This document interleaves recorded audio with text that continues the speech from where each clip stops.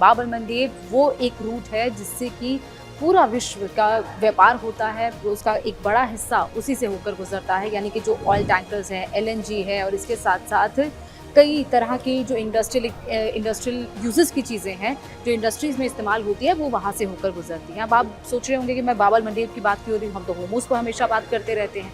लेकिन अभी फ़िलहाल जो होर्मुज़ को लेकर सिचुएशन है, जिस तरीके से अमेरिका और ईरान की तरफ से एक दूसरे पर अटैक्स चल रहे हैं, अब उसके बाद बाब अल मंडेब को लेकर चर्चा शुरू हो गई है। क्योंकि होर्मुज़ में 28 फरवरी जब से अमेरिका ने ईरान पर अटैक किया था, उसके बाद से ही सिचुएशन होर्मुज़ में लगातार क्रिटिकल होती गई। जिस तरीके के वेसल्स जितनी संख्या में वहाँ पर पहले निकलते थे, जिसकी संख्या दिन में 200-250 होती थी, वो अब 10-15 दिन में, 20 दिन में एक ही इतने निकल पा रहे हैं। और यही वजह है कि होर्मुज़ में जिस तरीके से इस वक्त सिचुएशन चल रही है, उसके बाद अब ऑल्टरनेट रूट्स खोजे जा रहे हैं। और ऑल्टरनेट रूट्स में बाब अल मंडेब भी है, इसके अलावा कुछ अफ्रीका से घूमकर भी आ रहे हैं, केप ऑफ गुड होप से निकल रहे हैं।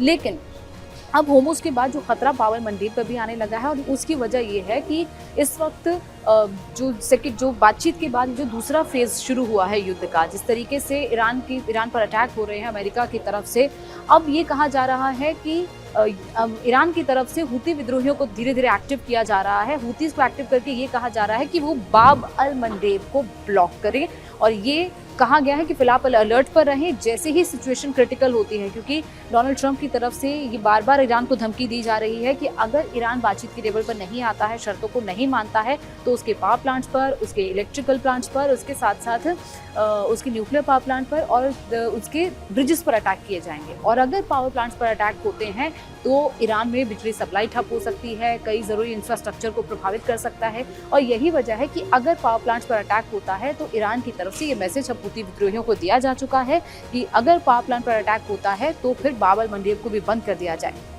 अब हम आपको समझा दें कि बाब अल मंडेब इतना ज़रूरी क्यों है, बाब अल मंडेब का स्ट्रैटेजिक पोजीशन क्या है। सबसे पहले आपको इस मैप के ज़रिए समझाते हैं।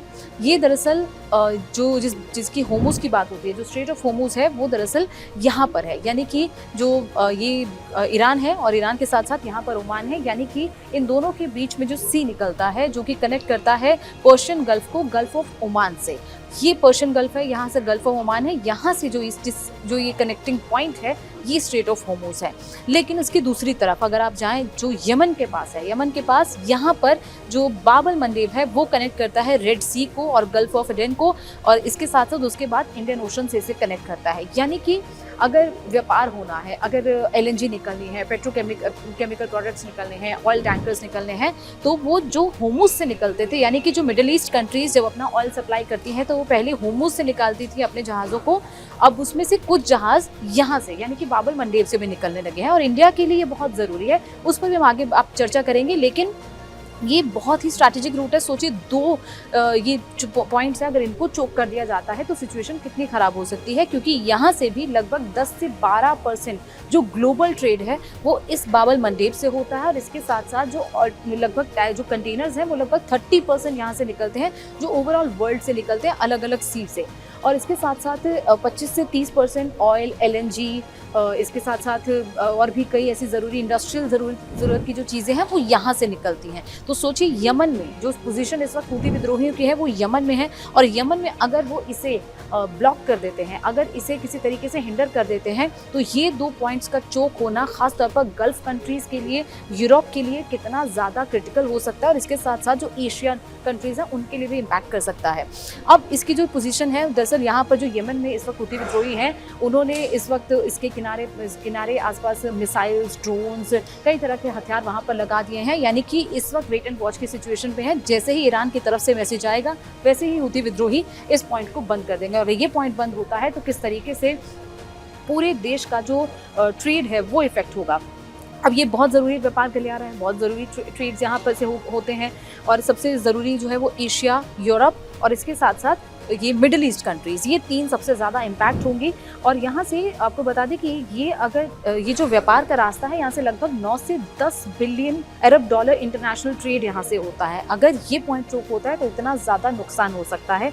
5 मिलियन बैरल कच्चा तेल और पेट्रोलियम यहाँ से होकर निकलता है, और अगर ये पॉइंट भी चोक हो जाता है, क्योंकि होर्मुज़ तो पहले से ही चोक है, यहाँ से मुश्किल से दिन में 8 से 9 वेसल्स ही निकल पा रहे हैं, जिसके लिए अल्टरनेट रूट्स अलग अलग कंट्रीज़ की तरफ से खोजे जा रहे हैं। लेकिन अगर ये भी बंद हो जाता है तो लगभग जो कच्चे तेल का दाम जो इस वक्त $80 प्रति बैरल पर पहुंच गया, और ये जब युद्ध अपने पीक पे था तो $120 प्रति बैरल पर पहुंच गया था, वो $200 प्रति बैरल तक भी जा सकता है। ये भी नुकसान हो सकता है। अब इसके साथ साथ आपको बताते हैं कि हूतीज़ ने तो अपनी पोजीशन यहाँ पर अपने आप को प्लेस कर ही लिया है, और जैसे ही ईरान की तरफ से मैसेज आएगा वैसे ही अटैक्स कर लिया जाएगा।